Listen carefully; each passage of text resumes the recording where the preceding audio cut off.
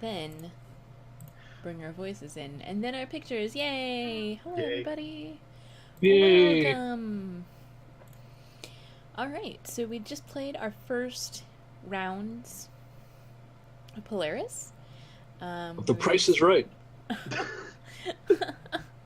We golden. learned a little bit about our characters. $2. Oh no. And I believe that Golden was just going to tell us about how experience works, because it might be important. Yeah, it's important. It's this thing called experience. Like, I don't believe in it, so I forgot it exists. But it's kind of important. So, during a conflict, whenever the knight performed an action indicative of hatred of the people, sympathy for the mistaken, callousness, cynicism, or apathy, experience must be rolled, and it's the mistaken who decides to call for the roll. If the result is less than or equal to the knight's zeal or weariness, it's an advance. Subtract 1 from zeal, or add 1 to weariness, according to if they are a novice or a veteran. And you become a veteran when your zeal goes to 0. Otherwise, the result is higher and has a refresh. Remove check marks from all exhausted things so that they can be used again by both the hero and the mistaken. Cool. So that's experience. So that is in the abbreviated rules. Right before the section about the moons, which is at the end.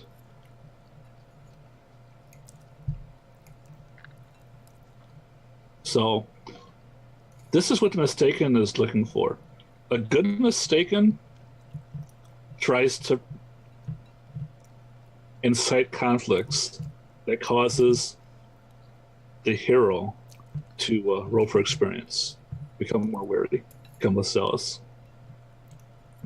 A great mistaken learns what the player is willing to die for. Like, what is the line where if you, but only if that, they will do whatever you want. Gotcha. And heroes are pretty much screwed, so good luck, heroes. Yep, exactly. And it's correct that the only person who can call for their hero's death is the heart of the hero. And only after they become veterans? Yes. So the hero can only the hero can ask for their death, and only the mistaken can ask for the destruction and or transformation of the entire universe.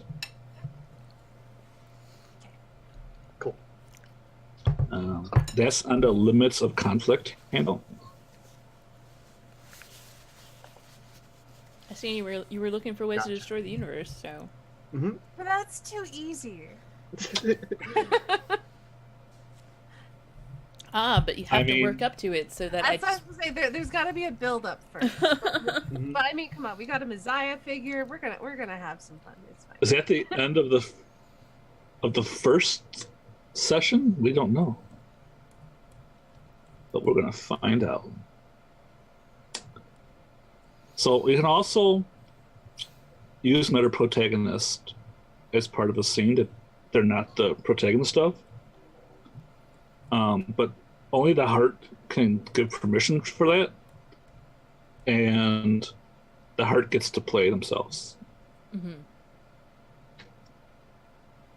So you can't bring in other people's hearts and play them counter to how they behave, unless you're doing some kind of doppelganger thing. Sure. Oh, and here we go. Themes may not be refreshed. Guides cannot be changed. So, but that is like, you can't say, but only if Night of the Stars gets unchecked. Can't do that. Mm-hmm. Guys can't be changed, so you can't change who is the moons or who the mistaken is. You can't make that stakes. You can't change any rules of the game. This is for table stakes only. That makes sense. Like it's narrative stuff. It's not about the rules. But Right. only if I'm the only one who gets to play. But only if you give me $20. That's wonderful. But only if you ask for other things you really shouldn't do. No requests that are purely unrelated to the game, money, favors, or dares can be requested. And of course, if you have asked for one thing already and it's been denied, you can't ask for it again. And it is bad form to ask again until things have changed dramatically. So let it ride. Mm-hmm. And of course, the mistake may never be wholly repealed nor resolved. So no killing the universe. Mm-hmm. Maybe my prophecy says the universe will be, but I can't actually achieve that within the scope of the game. Or, like, say it was in the future. Yeah. It's there forever. All right, so that's about experience, and that's like limits. So yeah, this is why I abbreviated the rules this way. Because we can play this entire game with just these 4 handouts. Mhm. And I love the book, but it's a pain to search through. It's pretty long-winded. I agree. And they have stuff kind of all over the place. So Yeah. it's a fun read, though. You should all read it, even though for some reason the website is down. Oh no. Yeah. If you go there. Wait, it isn't down. All right, it's back up. Hallelujah. Yay! Amazing. So it was 404 for a while, and you could only get to it through the Internet Archive. Oh no. Well, I'm glad it's back up again. All praise Ben Lehman. Mm-hmm. And money. And money. All right. So if you guys are ready to get back, Yep. I'm ready. all right, it's my turn again. And so it was that the people marveled upon the fountain of water in the middle of town, and Ein took each of the people and watched as the water began to build a magnificent staircase. But only if this staircase is made of flesh.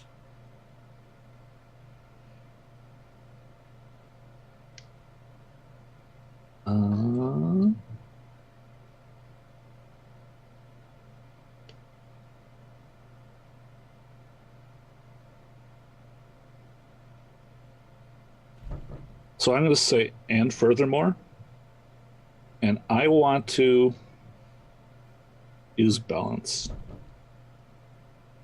What are you doing with balance? Let's see if it's appropriate here as your moons. Mm-hmm. I want to say that the flesh is going to give birth to new people.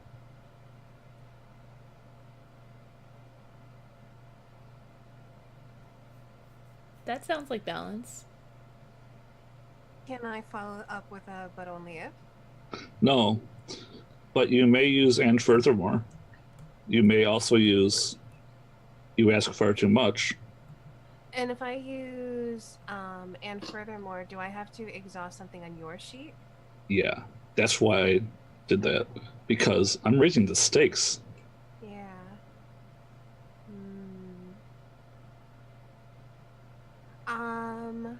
I'm going to exhaust, if I can, Priest of the Cloth, and say, but only if you can sense the taint in those people. That would be, and furthermore, you can. Yeah, sense sorry. in And those furthermore, people. you can sense the tainted nature of these people. Yeah, and that was how it happened.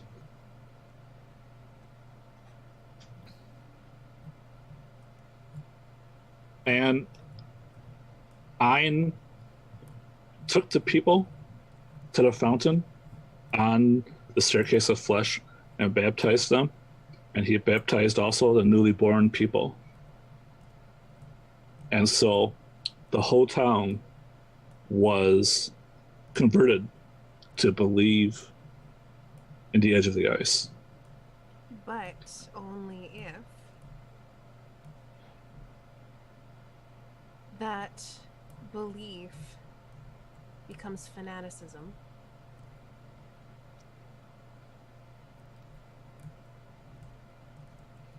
But only if that fanaticism guards against demons spring from the well.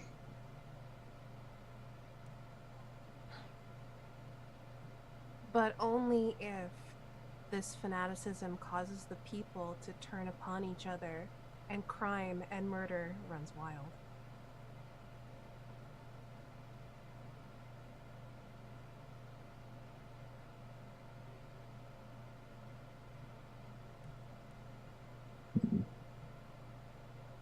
Sure, that was how it happened.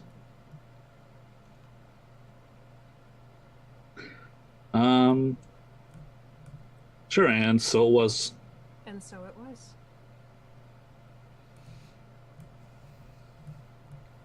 Do you think I could experience? Let me look at the rules of experience again. Sure. Let's see. It's in the abbreviated. Did I perform an action indicative of hatred of the people? Sympathy for the mistaken? Yes, sympathy for the mistaken. Yeah, that's legit. Who was the mistaken in this scene? The corrupted people. Okay. So I will roll a d6.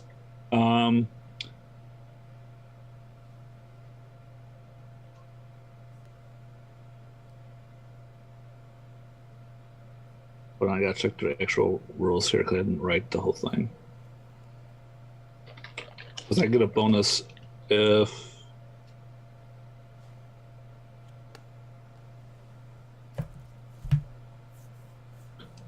like who was the more powerful, like who was in control of that situation. And that's up to the moons, I think. Yeah, I was gonna say the moon's gonna have to decide that. Oh gosh, that's kind of it's kind of tough. Nobody? I feel like nobody. Okay. So I have to. Oh wait, it's not there because we don't have ice and light. Oh, it's just against my zeal. My bad. Oh, so it I'm doesn't matter. I'm not going against ice and light. I'm going against my zeal. Right. Okay. So roll 1d6, and then if it is less than or equal to my zeal, it is less than my zeal. Wait, it's equal to my zeal. Okay, I subtract 1 from my zeal. All right. Oh, and I gotta put an X.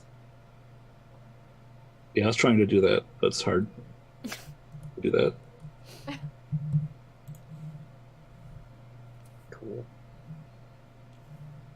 All right, and so it was. I put it on the wrong side. Oh, we did post it, so it was.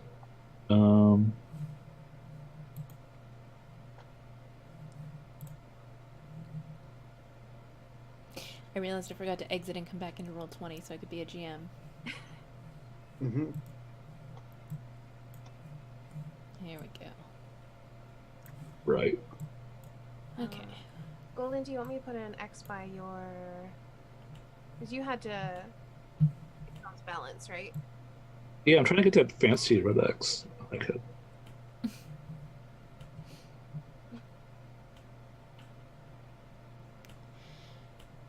So I'm next.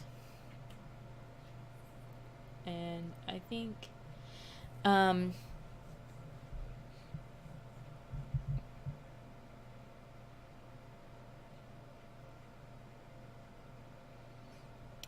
And so it was that Acula found herself alone with the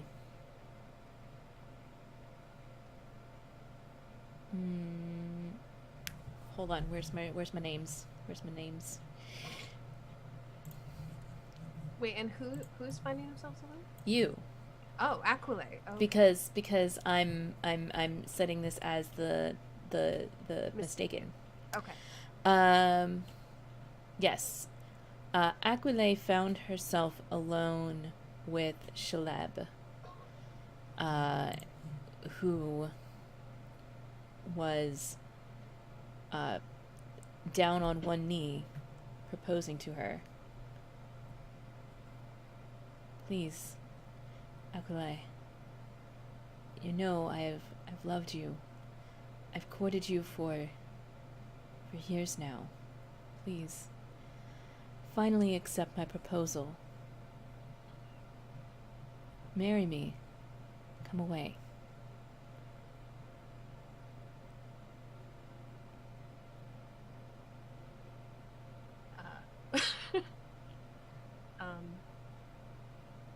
Oh yeah, I totally did it wrong, didn't I? I was supposed to swap hero and mistaken.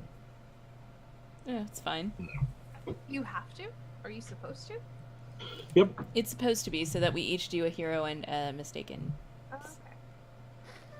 okay. So how does this work differently? Like, because it's your scene, but it's my hero. So like, how does it work? So basically, Kelso's going to narrate. You don't just narrate your character's actions; you also narrate the world. Okay. And so, she's technically the protagonist, and you are the one waiting to jump in, but only if. Okay. And whose circle are we playing on? Like, would I be playing as the Phoenix? You'll be playing Yes. on whatever the heart So it's a Staney's sheet is. Okay. So Then I was you'd right. be Phoenix. Right, we're on a Stanley's sheet right now. Got it. And you don't have to wait for but only if. You can also just Like start Roleplay. role-playing Yeah. or describing things that are within your domain. Okay. Got it. What is You can also just create new characters whenever you want. Just poop them out there. Shaleb. Or new ideas, new themes, new items. Shaleb is wearing very fine clothing. He has a lacy ascot that frills up underneath his chin. And is holding a box that contains a shard of starlight and presenting it to Aquile. Shalab, you know I cannot. You have no sword. The knights don't need you. I need you.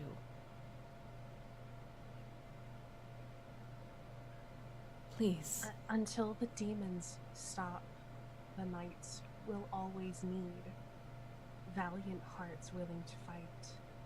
I can fight without a sword. Cannot your valiant heart do something other than fight? There are other ways to oppose demons than in battle. It's not that I can't do something else. It's that I fear what will happen if I do not do what I have been doing.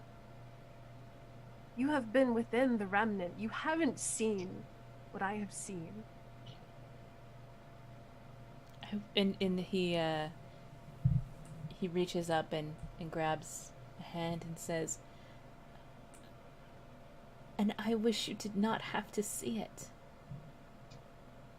Please, I ask you again,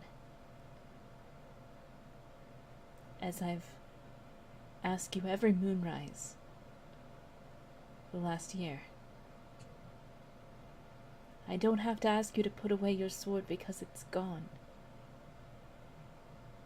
Please stay with me here in the Remnant and build something instead of going out and destroying. I wanted to break in here and say Mhm. that Aquilay's hand feels as hot as frostbite. Ooh. But it was no matter. Ooh. Ooh. Okay. Unless you want to play with it. I'm okay with it being no matter. It was no matter.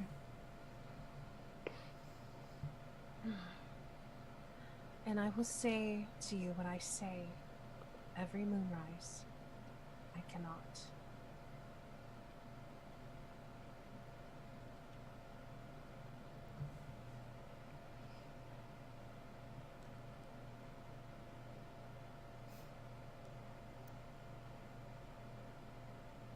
I fear for you, Aquilay. I fear these demons are digging into you. That one day, you won't be fighting them anymore. You'll be fighting alongside them. Why would you say that? No one resists them stronger than I do.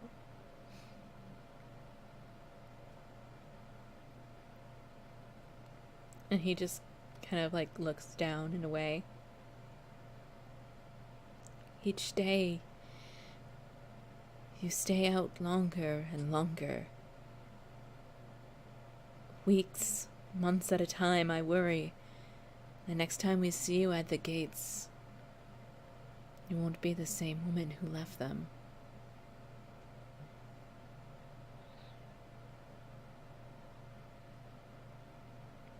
Time changes us all. It is not standing still.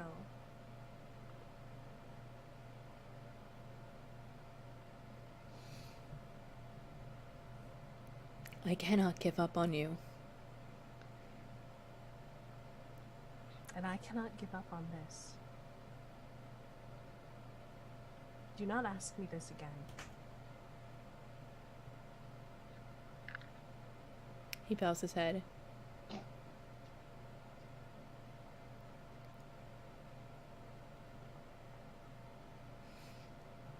I will make myself the type of man who you would ask to marry in turn. I'm going to become a knight in the Order of the Stars.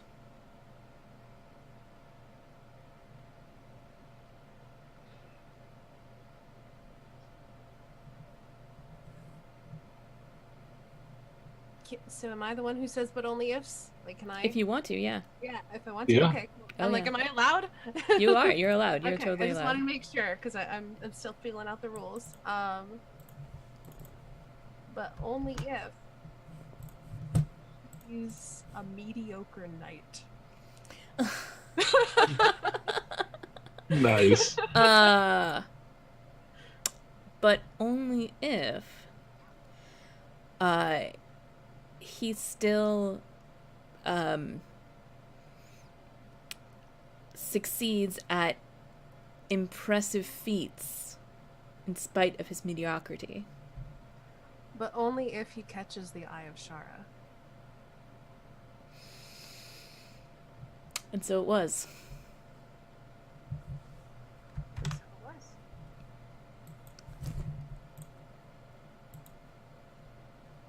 Cool. It seems like it's my turn. Yep. And you're gonna start as Kelsa's mistaken. Cool.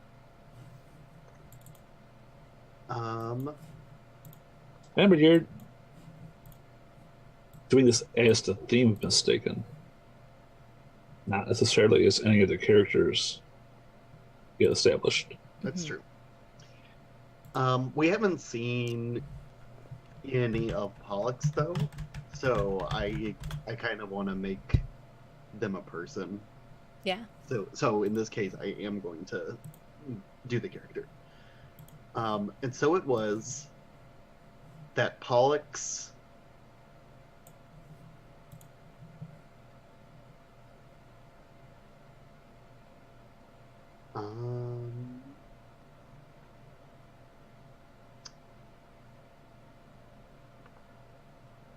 the Pollux was a knight in, how do you pronounce your character's name? Tegmine?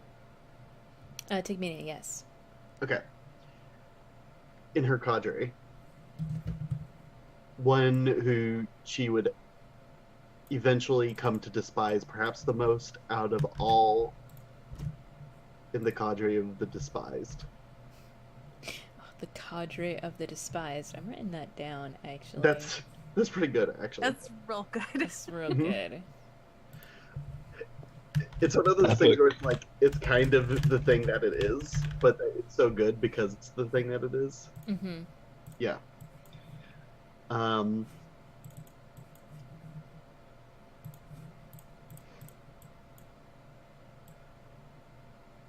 gonna consult my moons. What did Pollux do to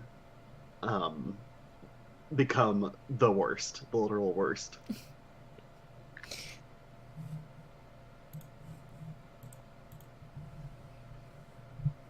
Become the most despised? Mm-hmm. Mm-hmm. Aside from just being generally inept, like polishing armor and you make it rusty instead, or are you like a bad person? Is there That's some the like question I think that they're asking. Yeah. some kind of like unwritten law you violated? Like maybe you read your name in the snow, or like you went somewhere forbidden. Or what if you Ooh. consort? Sorry, I can't talk during this part. It's Can't. true. What were you gonna say, Estini? Oh, I was gonna say, what if you consort with demons? Here's the thing. Mm. Every single thing both of you said is true. And that is why Pollux is the most despised member Yeah, of the cadre of the despised. that makes sense. You have a litany of sins. Mm-hmm.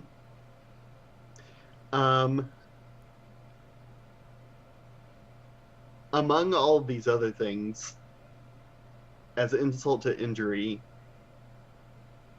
Tegmina's armor, which was already rusty, was misplaced along the journey and was left behind miles and miles back, far away from the hills. But only if the Hills people will build her new armor in celebration of these heroes protecting their settlements from monsters. But only if the currency of the hills and the kingdom are so disparate that it costs nearly all of your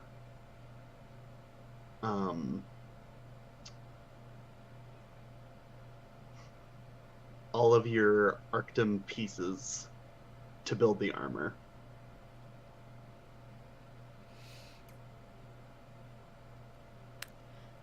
But only if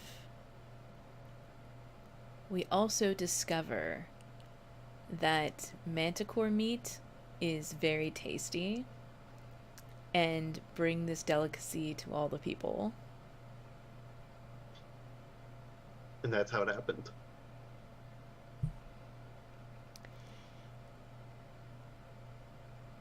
And so it was. And so it was. Hey, so I have to figure out how to play a mistaken now. Hmm.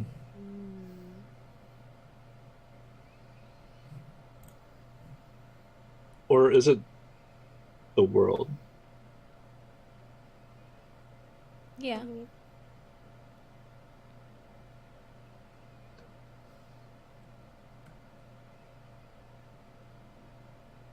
Sorry, I don't understand what you mean. So you don't have to play as the character. Right, but I mean as a role, not necessarily my Lady of Ash. Mm. You're I mean, not like you're narrating events as much as you are narrating a character. okay.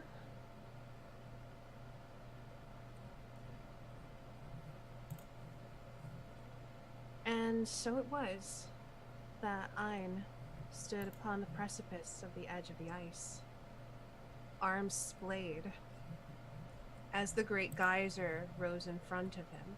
Is it Ein? Is it him or? I think Sure. it's him. As the great geyser rose in front of him, belching forth water and demons. But only if Ein lights a torch and holds it to the geyser to purify the geyser so that it belches forth only water and ash. But only if Ein falls in, but yet lives. That was how it happened. And so it was. So it was.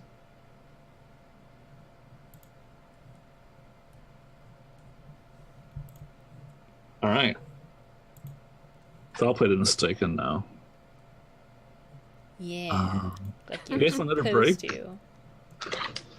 Yeah, we can take another break if y'all want to. It's up to you Since guys. we've made it around one more time, and then we can go ahead and do one last round after the break. Yeah. That sounds good. All right. Let's go to break.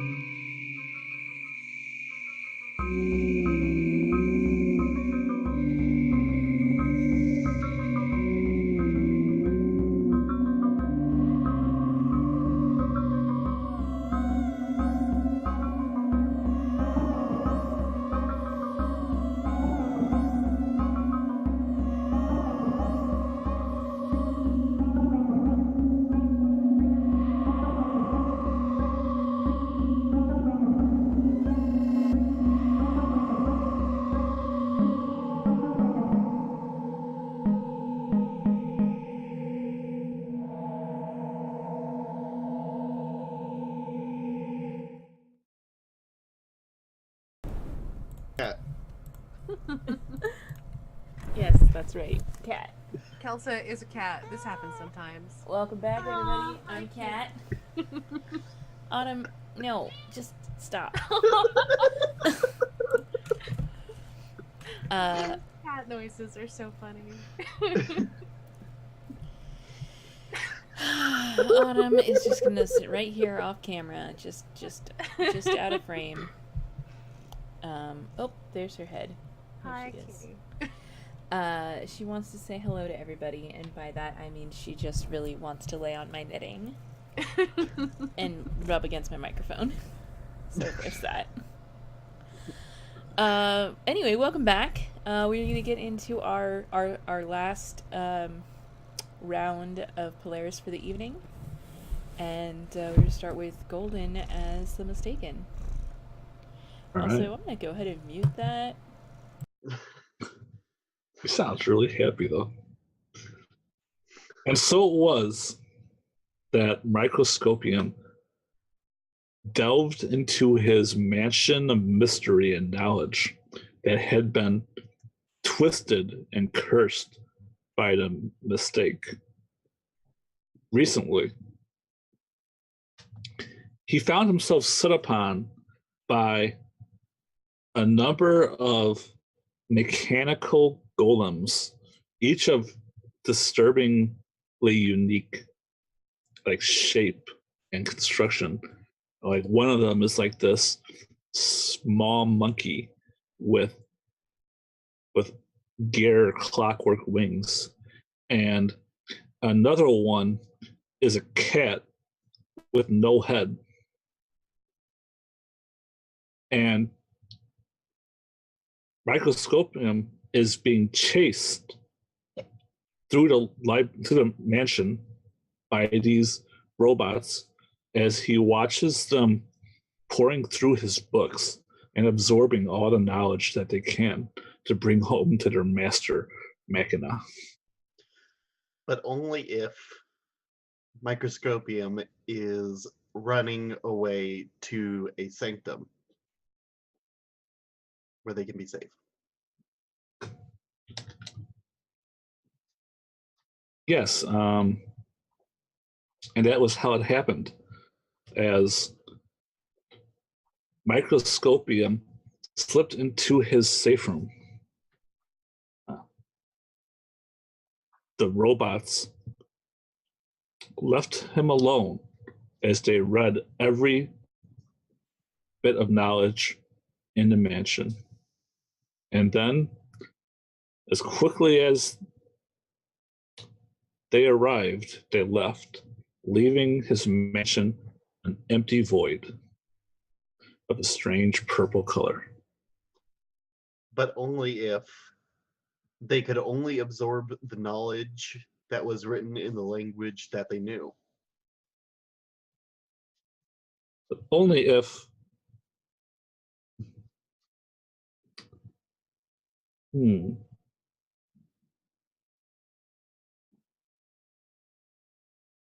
I think I'm going to exhaust your encyclopedia and say you ask too much.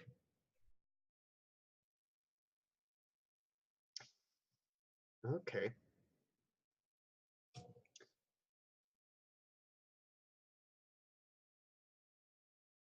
But only if on their way back to Machina, their creator, they had to pass through a part of is the place that we're called Polaris? It is like No, okay. there was once a great city, and the city shattered two separate parts. We're assumed to either be in an outside settlement that was built by refugees, or some part of the ruins, or maybe the wasteland that surrounds the city that was destroyed by mistake. Cool. then, but only if on their way back they must pass through a part of the wastelands where there is no snow, only ice. And beneath the ice, they can see the auroras underneath. That was how it happened. And so it was. And so it was.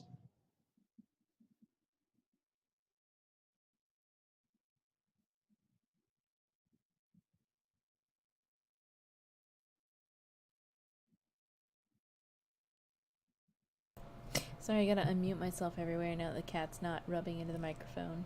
Mm-hmm. I'm sure she's gonna pick that up as soon as I start role playing. Momentarily distracted. So I guess I can start as either my own self or the mistaken, but I think I'm going to play. I'm going to describe a scene for Tejime. So Tejime is out in the hills with her cadre of despised, although they're not called that anywhere but in her heart.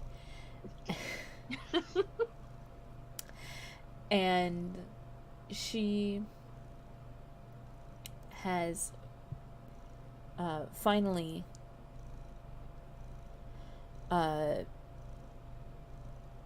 gotten the headmen, the leaders of 5 disparate settlements to meet together as they eat roasted. What did I say before? Chimera? Sure, why not? Manticore. As they eat roasted manticore in a peace accord to bring to let them all know that that her protection can continue as long as they agree to be part of the kingdom officially. But only if their accord is bound not through terms and conditions, but purely by obligation to their shared family. Like, they're not doing this for, like, mutual benefit or making trades or whatever. They're just doing the thing where they're like, hey, we have, like, familial connections. Like, our family trees intertwine. So, and that's the only thing holding it together.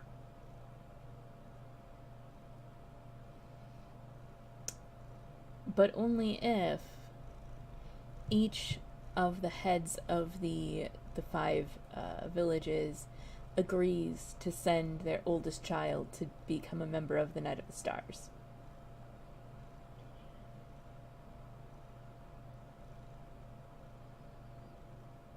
But only if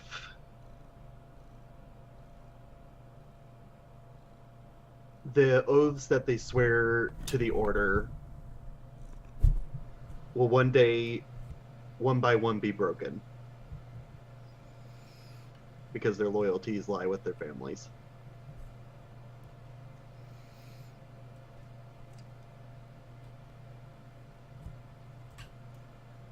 But only if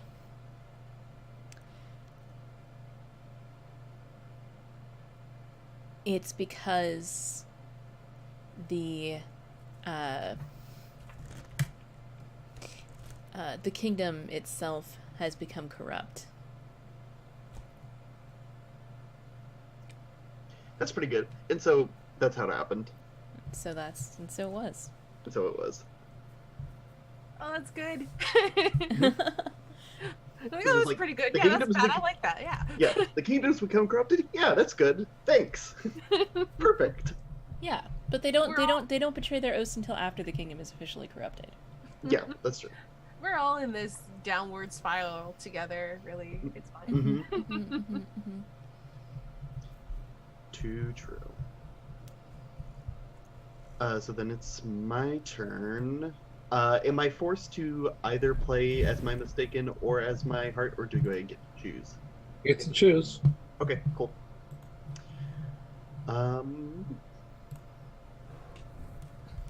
What do I want? do I want to play as Microscopium or... I just played as Kelsis Mistaken. Of course I'm going to play Microscopium. I gotta change it up. It's fine. Yeah, exactly. And so it was that Microscopium had to leave their mansion, which was now consumed by darkness and void, to reside in the building of the Senate.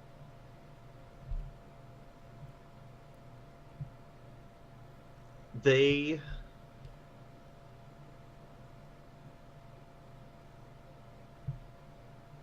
what's the thing that happened while Microscopium... But only if, Okay, cool. as you leave your mansion, you notice your shadow is watching you. Has glowing eyes that are bright yellow and a smile.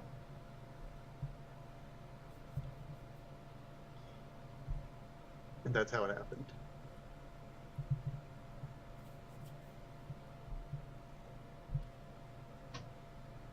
And that was how it happened. And so it was. Cool. And so it was. That was a short scene. I love it. Mm-hmm. Okay, my turn. Lavender, is it okay if I bring Microscopium into a scene? Yeah. Okay. Do I have to tell you what it is, or do I just ask for your consent to be in the scene? Or does it matter to you? You I am ask him down to for be in the anything. scene, and then but- he plays himself in the scene. Okay. But he has not the power. He cannot say, but only if. Okay. But I think he has the consent to any changes to his character, or he can leave at any time. Okay. Okay. And so it was that Aquile met with Microscopium to consult their encyclopedia about the scepter that Shara left behind. I haven't the faintest doubt that you will find details about this artifact in here. Too many times I've had the same question about some sort of different artifact, and I've always had my questions answered. Let's open it up. And Microscopium opens it up, and the words start to unfurl off the page and like aperture outward into the way in which our language is arranged, which is not from left to right, but in a circle. Okay. Well, I trust that you'll find it. I don't know how to work your mechanisms, of course. But be careful, this is clearly the make of demons. That's a new moon. I think I'd suggest that Microscopium and Aquile are close friends that care deeply for each other.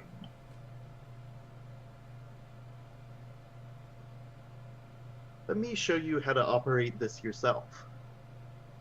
And then Microscopium shows you how to like find what you're looking for and when you need to like actually turn a page to find the section you're looking for, and how to make the writing bigger, and like when you need to find a smaller ring that's closer to the center of the page. Okay. And how to work the thing.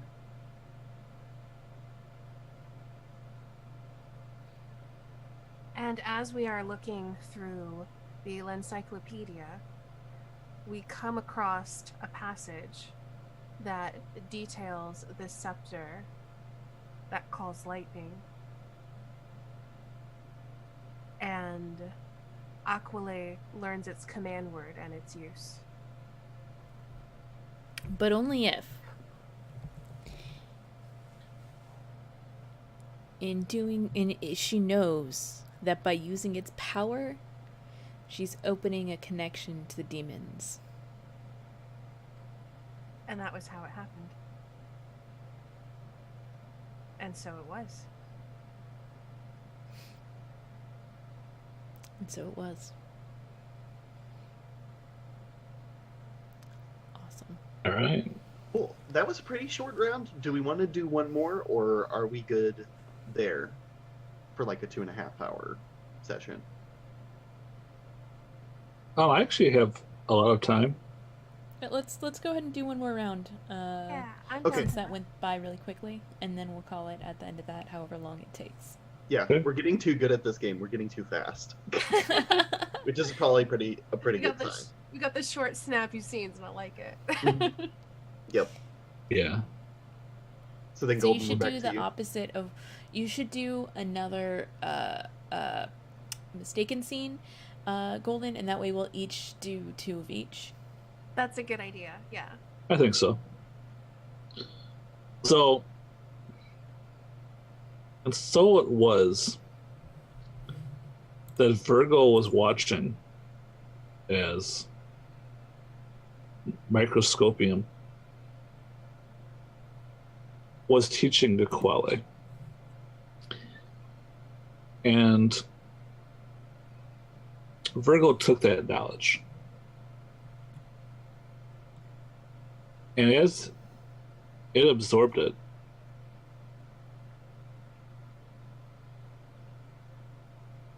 it made that knowledge part of the mistake. But only It if. made- Okay. But only if they were watching from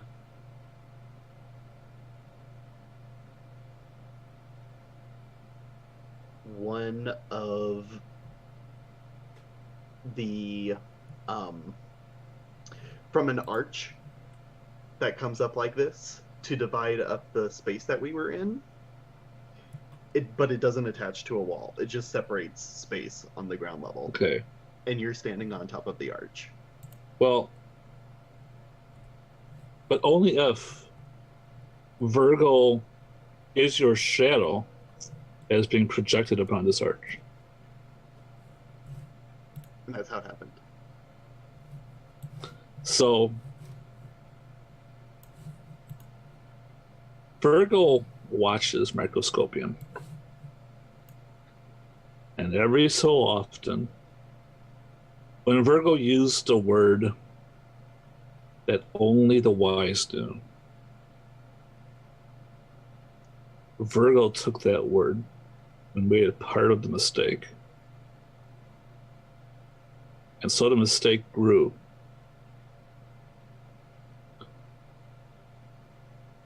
And grew to encompass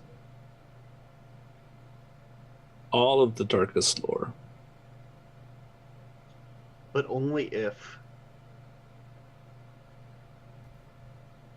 the truths of this lore are not bound in the encyclopedia. And the encyclopedia is only a cursory source of information on those topics. Not a true... But only if you gain a new trait called the darkest lore. And so it was. And that was how it happened. And so it was. Cool. Let me mark that down. Okay. And before I put the demonic scepter of lightning under my blessings. Is that where that would go? Yes. Okay. Yeah. All right. And I frame a mistaken scene because I've done 2 myself. Okay. And so it was that Aquile once again found herself face to face with the demon in the guise of a woman, Shara. Now Shara wielding her own starlight sword, and Aquile wielding the demonic scepter of lightning. Aquile knew that she could strike down Shara using this demonic scepter, and in doing so, taint herself with the very power that she fights.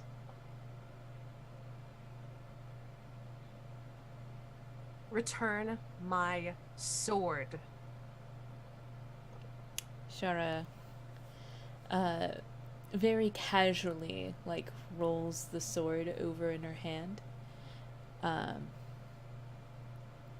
grips it and says, "I believe this is my sword now." Must you take everything from me? Return my sword. And suddenly, Shara is behind Aquile, leaning close, whispering in her ear, "I haven't taken anything from you yet. I've only reclaimed what is mine. The stars were mine, and now they've been forged into a sword, a dead thing used to kill." And she explodes backwards in shadow again and stands a few dozen feet away. A dead thing. The fact that you cannot hear its song is proof enough that you speak nothing but lies. Its song is trapped within this shape.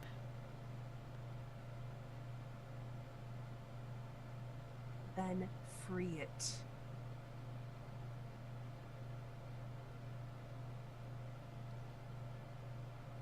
As you wish. And immediately, Shara runs forward with the sword and strikes it upon the demonic scepter of lightning, causing them both to explode into stardust. And thus, bits of star that were once contained in the store streak up into the sky, screaming or singing. It's hard to say. It's very intense. But only if Shara and Aquile were lovers. Were?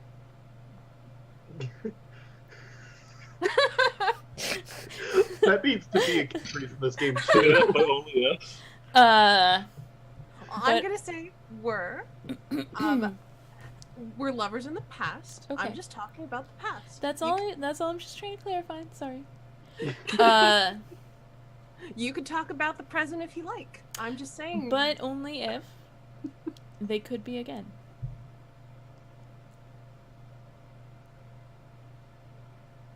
And that was how it happened. So, after the light and noise of the destruction of these two artifacts clears, Shara and Aquile find themselves collapsed together in a heap along a wall. And Shara looks to Aquile and says, "This is what you're here for, Aquile. Help me destroy the other swords and free the stars." End the onslaught of demons, and perhaps I will consider your proposal. Demons are what I have at my disposal. You had me. Look at us now. I would like to suggest that the mistaken give up Shara.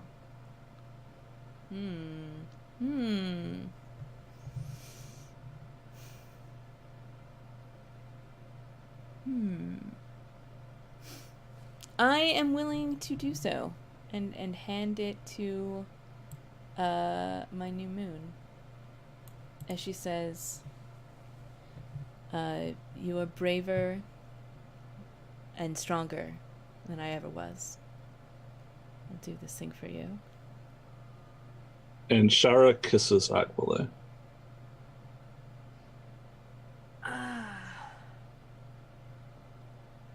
But it was no matter as Aquila shoves her back.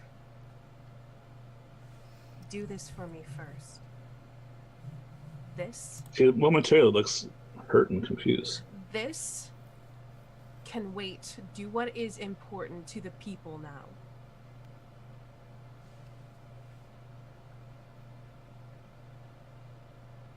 What is it? Anything? Call off the demons. So Shara stands up and screams to the demons to stop. Go back.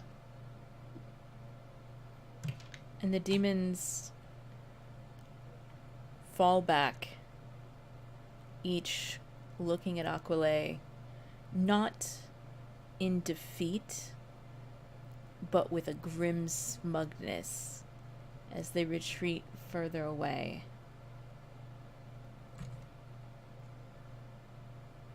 They're not attacking for the moment.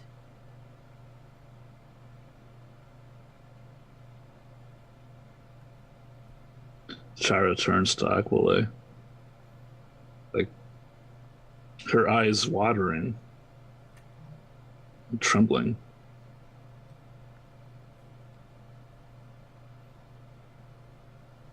This is not another trick. No. You betrayed me. I didn't have a choice.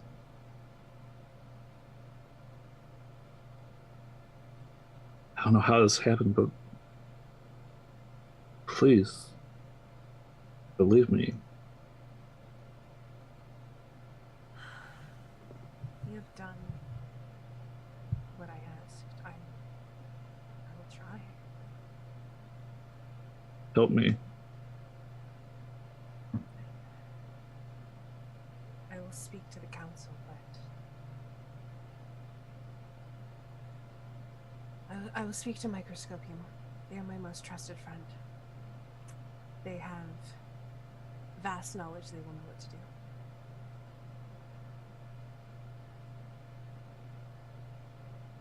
But I will not wage war against my own people.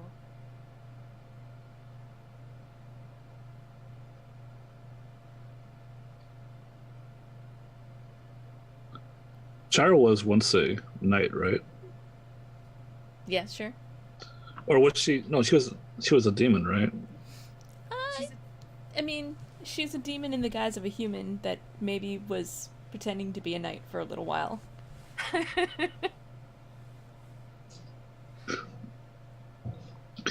She says,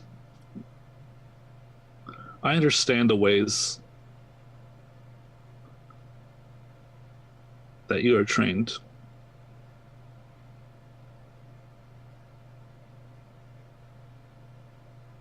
If it will bring us closer together, I will go where you go. But please don't abandon me.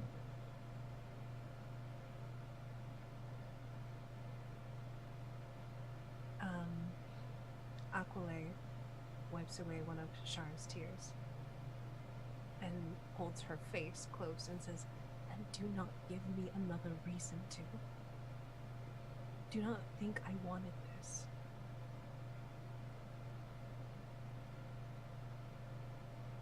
I won't. Then I will do what I can.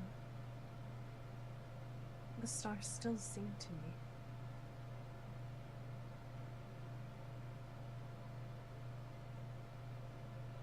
I can only imagine what it sounds like.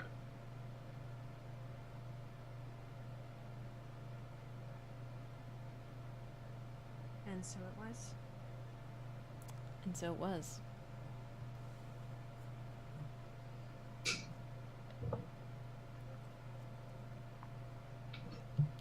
Lavender, start a scene. Cool.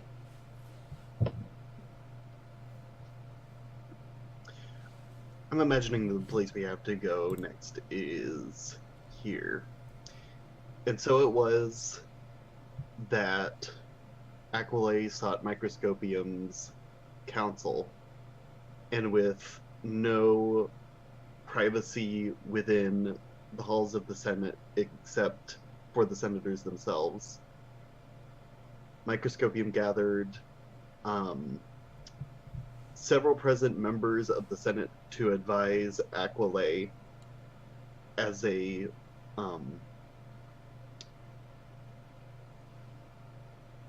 favor for one of his closest friends. Stars are trapped within the sword. When mine shattered, I could hear it sing into the heavens. We must find another weapon. We cannot enslave the stars this way.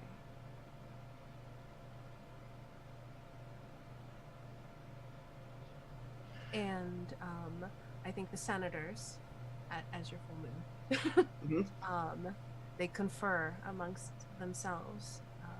Harsh whispers. This almost sounds blasphemous to them. This is not only if, as they debate, Microscopian shadow elongates and takes on a jagged pattern on the stone, and it seems as if its shadow is a rune being burned onto the floor. But only if this rune being burned onto the floor was always there.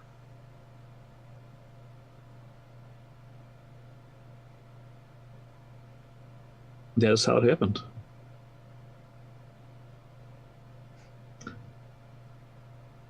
We've always used the swords enslaving starlight. What is this madness? And so they confer. Mm-hmm. Microscopium says, there are so many artifacts within this world that there must be other ways to hold back demons. There are other sources of power that we can draw from to protect ourselves. At the word power, the runes become invisible again, for they are covered by a veil of blackness. And as the council watches, these blackness form into the shape of swords, a dozen of them. But only if Microscopium knows exactly what these swords are and how they work. But only if you know there's no other real choice, no other weapon that can replace the Starlight swords. But only if I can create as many as I want and have time and energy for. That is how it happened.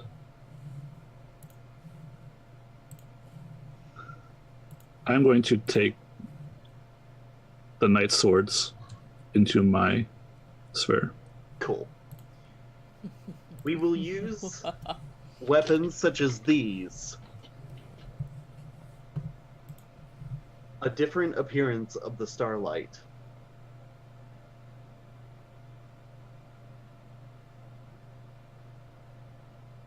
To slay these demons.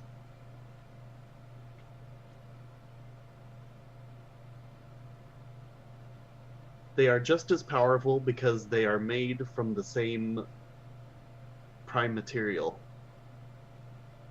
Only not the light of the stars, but the darkness behind them. but they are the same essence. And then Microscopium starts making a spiral path around the Senate, offering the swords of night to each senator to like get them to inspect it really closely and feel comfortable with it.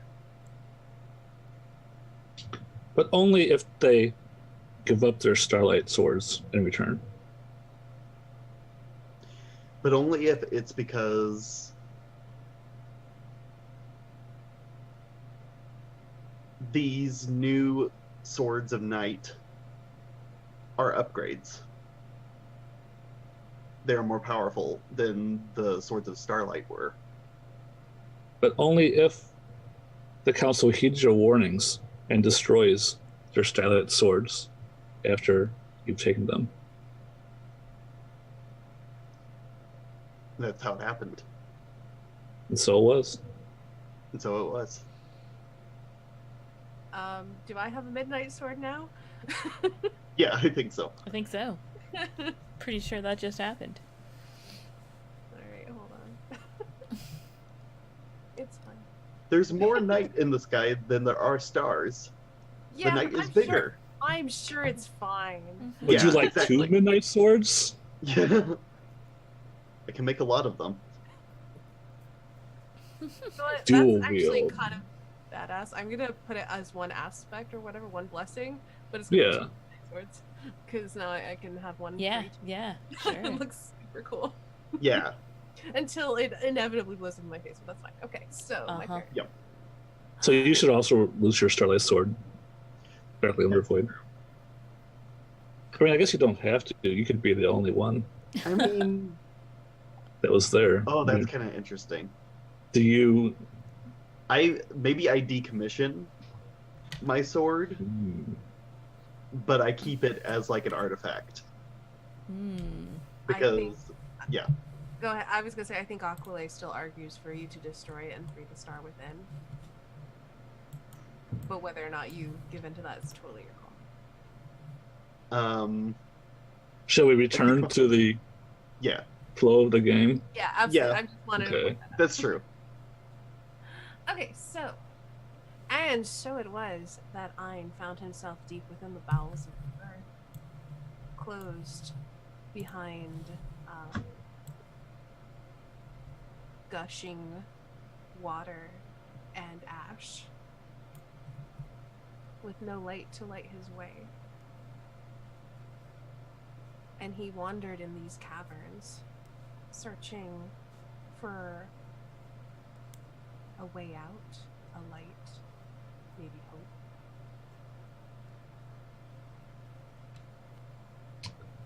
So Ein is blind and moving by sense of touch. He is unfamiliar with this cavern. In fact, did not even know they existed. Can he hear anything in the darkness? Laughter, This He'll go is- towards the laughter. rasping laughter.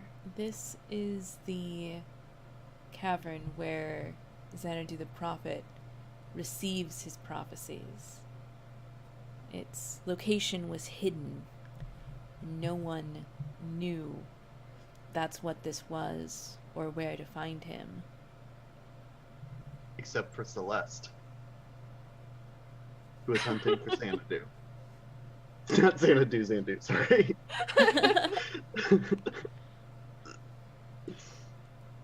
Ein doesn't know any of this. Yes, correct. Right. Simply seeking.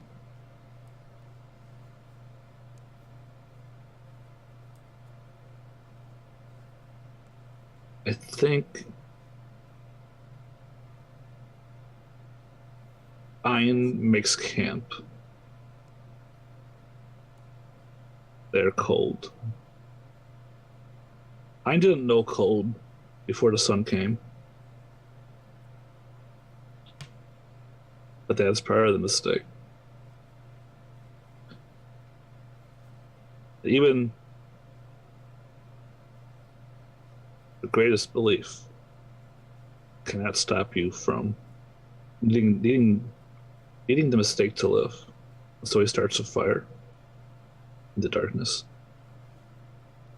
I think Ein expects the darkness to fade, but instead it opens like a veil. And a pale woman, not as pale as the people, but a pale, colorless woman steps through. And she's holding in her hand a goblet. It is the color of the sun, and it radiates heat like the sun. Is it light or just heat? Light and heat, but it's contained within this veil of darkness. Okay. So Ein can see the world around him immediately, but not beyond the veil. So, like, is it an invisibility cloak? Like, do I see a dark blob? Imagine that there's nothingness that opens up and a woman steps through, and then the nothingness closes behind her like a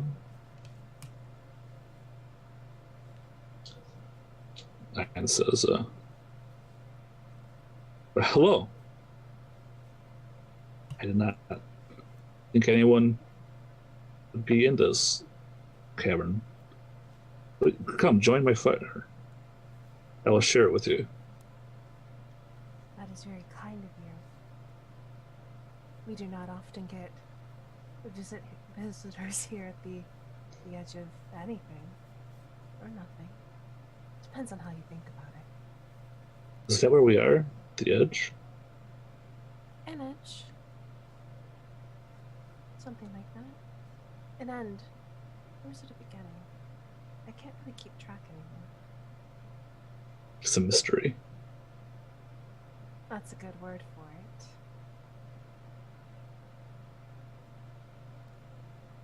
She sets the cup down, tips it over, lets some of its fire spill out. Makes yours warmer. Is it in any danger? Like, is it going to No. engulf me? It makes you comfortable. It chases away the cold that you felt. Alright. Ein's brow furrows because he recognizes this as a part of the mistake. Says, who are you two so casually traffic with the fires of the sun? Well, the sun can't hurt me. I believe your people call me the Lady of Ash. I don't know that name. Maybe not yet. I thought you did, but maybe it's that you will, and that you haven't yet, or maybe you knew and you forgot. I never can keep it straight. You speak in riddles. I don't mean to. It's just all very confusing. I'm sure they'll be revealed with time.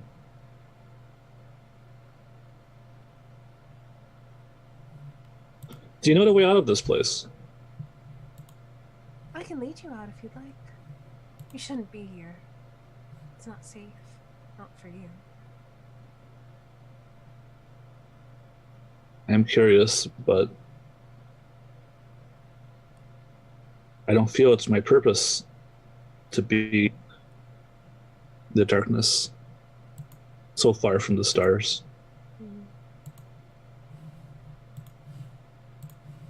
There's stars So- down below too. One. Kind of. Ein stands up.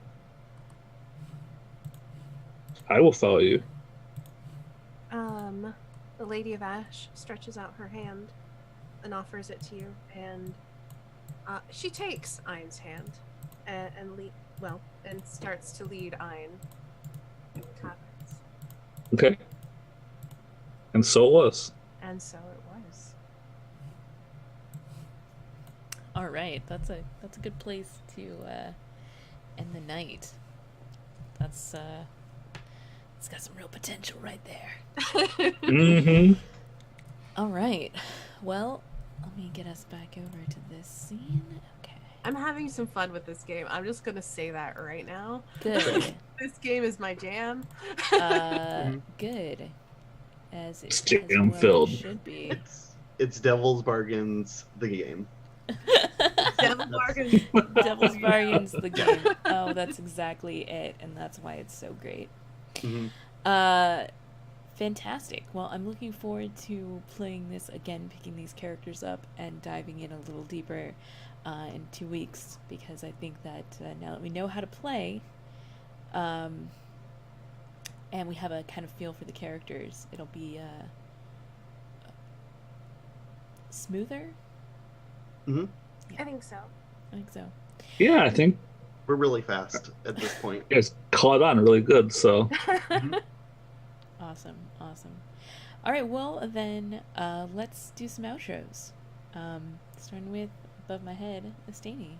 Oh, that's where I am. Hello.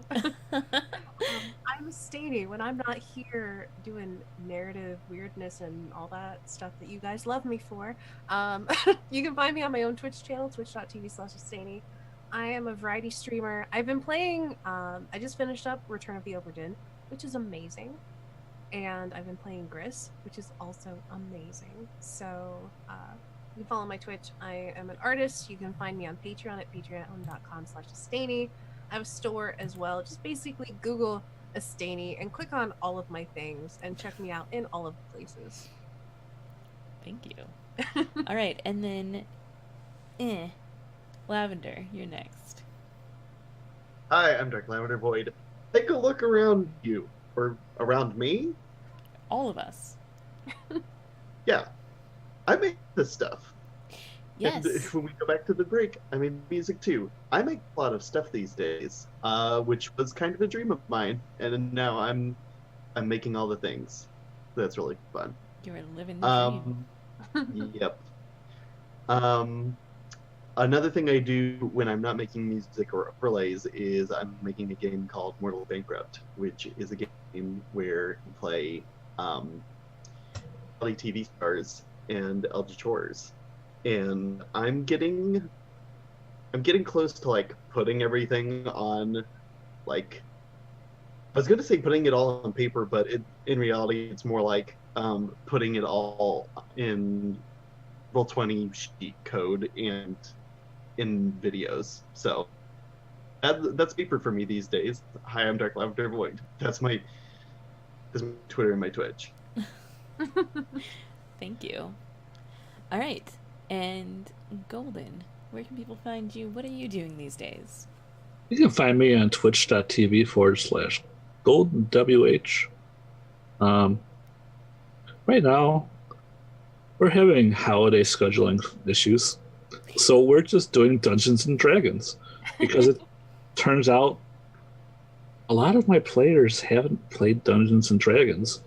Like, we started with Burning Wheel and Dungeon World and Torchbearer and Nobilis, and they didn't play Dungeons and Dragons. That's hilarious. really weird. I love it. Mhm. So now I they're know playing people Dungeons and like Dragons that. and they're liking it. So, Cool. good old Gary. But we'll be going back to Stars Without Number. Right now we're on some kind of hell planet where the GM randomly rolled up these awful monsters that stun you with a sonic attack and then have venom that stun you for hours. So they're all gone, I hope.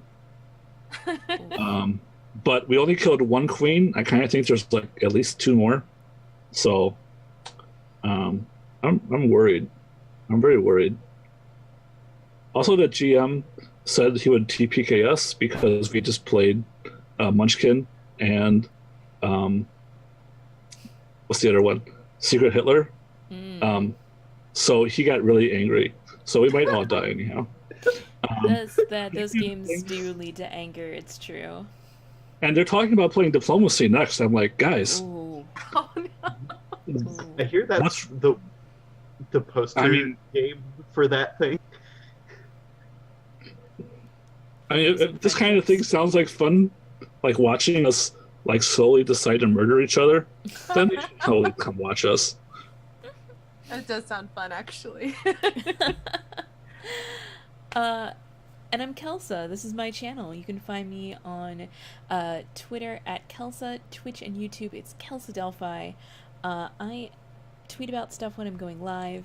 In addition to this show, on Tuesdays, I'm over on the Greyhawk channel playing D&D, and on Mondays, I'm over on AP Gaming Reels channel. We still are playing Can Cole for 1 or 2 more episodes, depending on whether we die or win. And then we're gonna be playing a short made RPG interlude with the same players, but all new characters.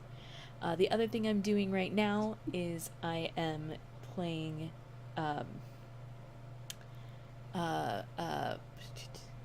this knitting RPG where I've made a character, and you go through the story, and as you do so, it unlocks different knitting charts. You roll randomly to determine which one you're gonna knit when those numbers can be affected by your stats, and then you knit it, and it turns into an amazing pattern. I haven't gotten very far yet.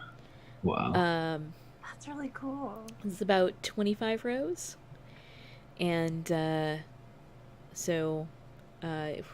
what you can't tell here is this is my breakfast. It's like eggs and a muffin, and I think a drink. Yeah, I was gonna say coffee or something. Maybe? Yeah. Nice. So So- convert it to D&D for us. How many d6s of damage is that worth? Is my coffee worth? You roll d8s for coffee damage, Ooh. and it does subdual damage. I see. Uh-huh. Cool. That's right. So coffee works. So I'm probably gonna post more about that. I don't want to do a lot of spoilers on how it goes for other people who are knitting along, but if I can figure out how to capture me knitting, I may stream knitting along with it. Nice. We'll see if I can figure out how to do that. That sounds really cool, though. There needs to be more knitting streams on Twitch. I was actually watching a crocheting stream earlier Ooh. today.